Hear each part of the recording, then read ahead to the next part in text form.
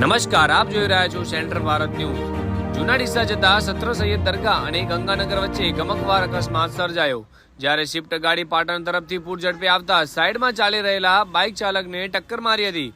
અકસ્માત દરમિયાન બાઇક ચાલક પ્રકાશકુમાર રાજુભાઈ ઠાકોર અને તેમના મમ્મી મંજુબેન રાજુભાઈ ઠાકોર ગંભીર રીતે ઇજાગ્રસ્ત થયા હતા, જ્યારે સ્વિફ્ટ ગાડી ચાલકે સ્ટીરિંગ પર કાબુ ગુમાવતા બાઇક ચાલકને ટક્કર મારી હતી। પાટણ તરફથી પૂર ઝડપે આવી રહેલી સ્વિફ્ટ ગાડી GJ24AU0557 નંબરની ગાડી ટક્કર માર્યા બાદ ડ્રાઈવર ગાડી મૂકીને નાસી છૂટ્યો હતો। ઘટના સ્થળે લોકો દ્વારા 108 ટીમને જાણ કરાતા 108 ટીમ દોડી આવી હતી।